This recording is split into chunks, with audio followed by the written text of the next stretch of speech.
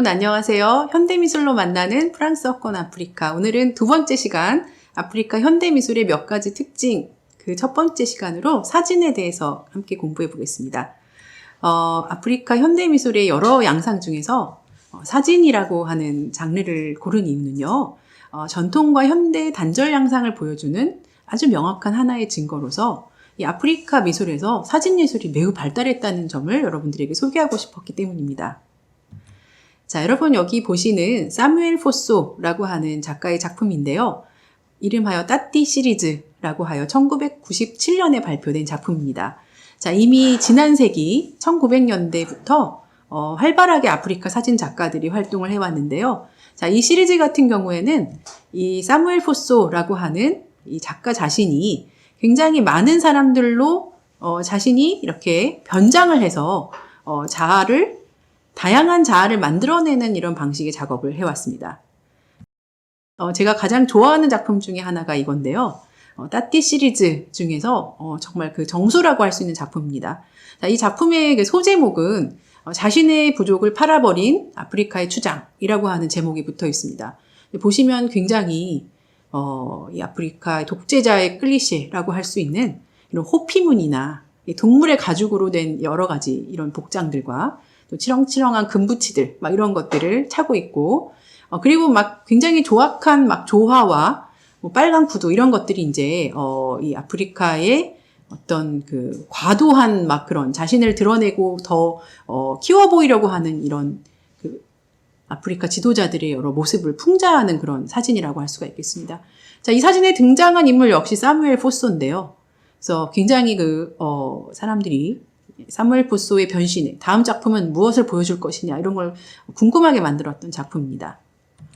자, 2008년으로 넘어와서 역시 이제 사무엘 포소가 아프리카의 정신, 아프리칸 스피릿이라고 하는 제목으로 또 굉장히 재미있는 이런 변신의 초상화 사진을 보여주었습니다.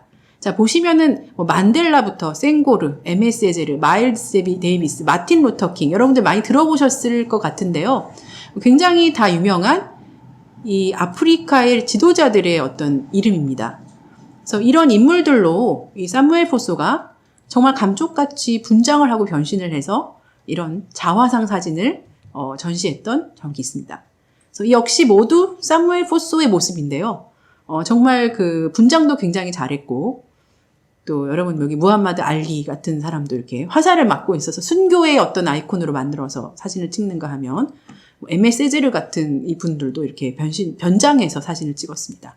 자, 이 작가는 왜 이렇게 변장을 해서 사진을 작업을 했는가 궁금해 하실 텐데요. 이 작가가 내전으로 이제 자기 나라를 떠나서 도망을 쳐서 이웃 나라에 사는 삼촌네 집에 숨어 살았는데 할머니가 아직도 그 고향에 두고 온 할머니한테 내가 잘 지내고 있어요 라고 하는 메시지를 보내기 위해서 글을 쓸 수가 모두 없었기 때문에 문맹률이 굉장히 높습니다. 그래서 이 삼촌의 사진관에서 자기가 점점점 커가는 모습을 자화상 사진으로 찍어서 할머니에게 보냈다고 합니다.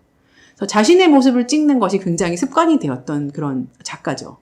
그래서 이 작가로서 지금 굉장히 현대미술계에서 이름을 알리고 있는 아주 유명한 작가인데요. 아프리카 작가들이 왜 이렇게 사진 작업을 잘해? 라고 의아해하신다면 아프리카와 사진의 역사가 굉장히 밀접하게 연결되어 있다라는 이야기를 상기하시면 될 것 같습니다.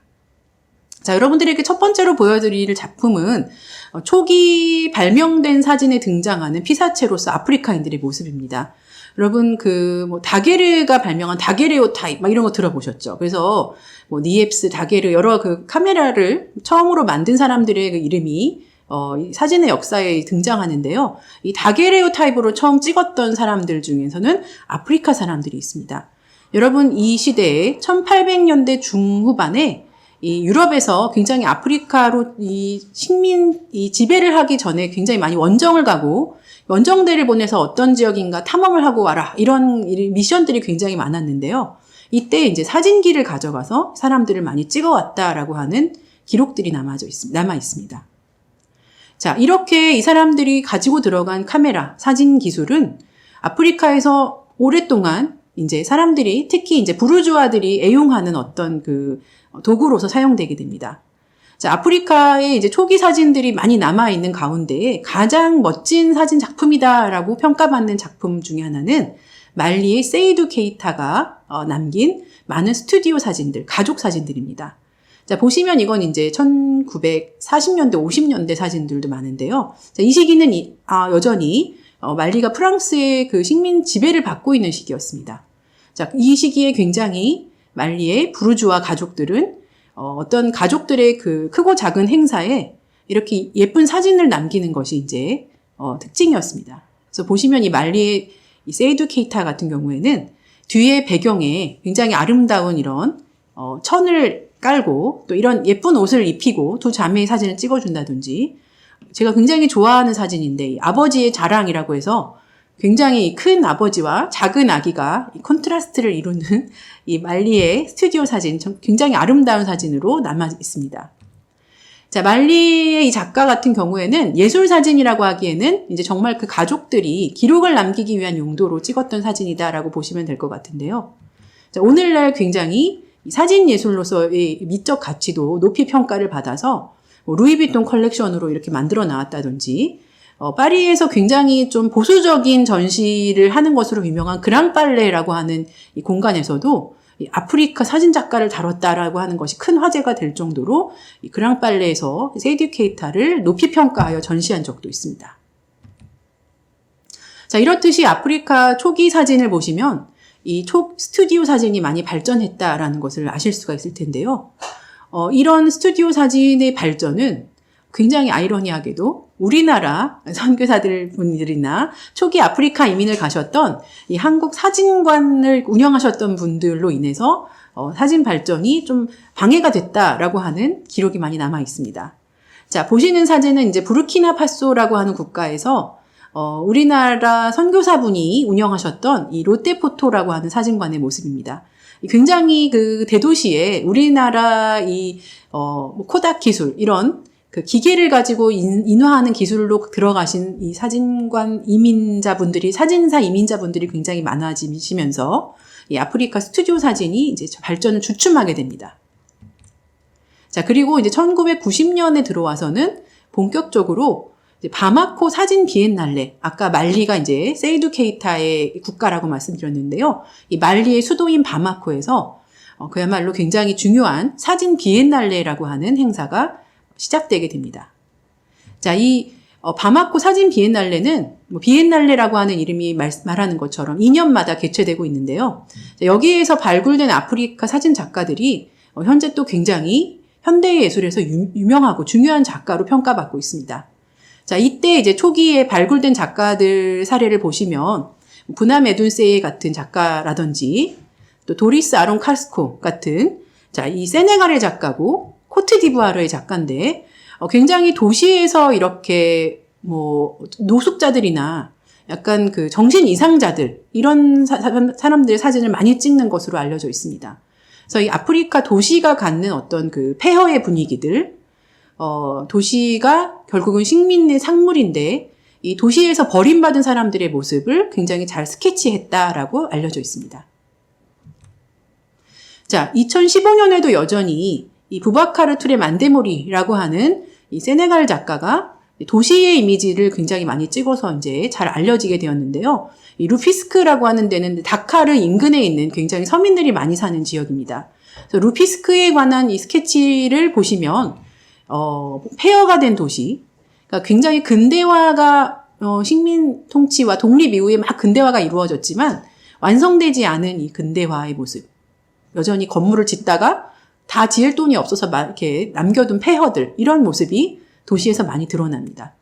버려진 차들, 이런 것이 이제 사실 그냥 아프리카의 현재 도시의 모습이다라고 보실 수도 있지만 어떤 역사적 또 시대의식을 가지고 작가들이 작업을 하기 때문에 이런 미완의 모더니티, 완성되지 않은 근대화, 이런 것들을 고발하기 위한 작업이다라고도 보실 수가 있을 것 같습니다.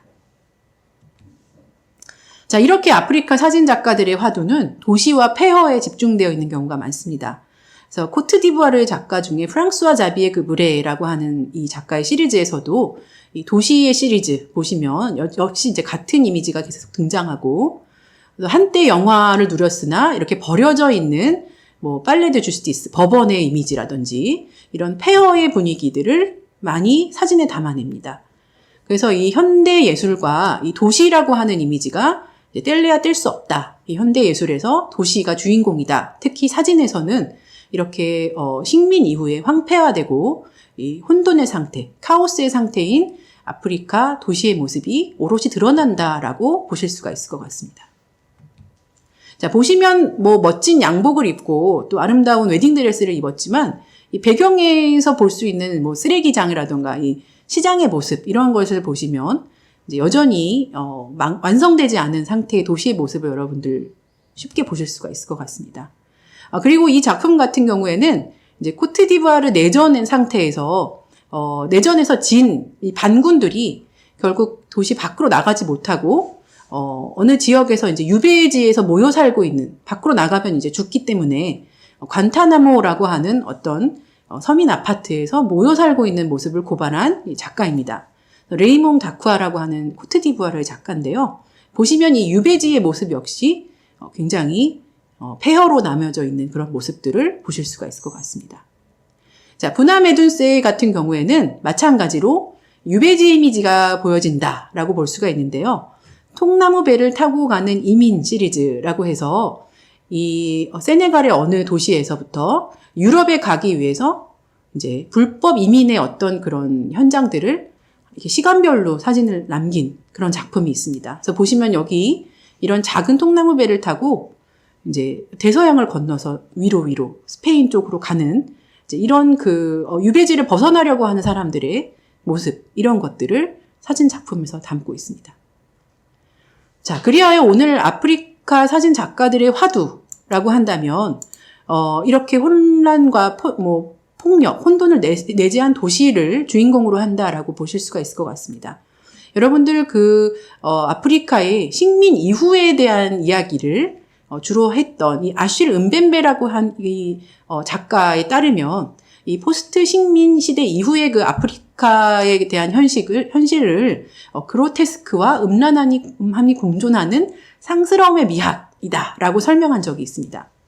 결국 이런 공공의 기능을 상실한 약탈적 권력의 폭력에서 비롯되는 불안정한 정치 상황, 개인의 집단의 파편화된 정체성, 그다음에 이 근대화가 이루어지지 않은 혼란스러운 모습, 이런 극단적 소외의 적나라한 양상이 이런 후기 식민 도시의 환경을 구성한다라고 아실 은벤베가 이야기하고 있습니다. 그래서 이런 은벤베가 말하는 포스트 식민의 도시의 모습이 이런 아프리카 현대 미술, 특히 사진 예술에 굉장히 잘 드러난다라고 볼 수 있을 것 같습니다. 네, 여기까지 두 번째 꼭지를 마무리하도록 하겠습니다. 감사합니다.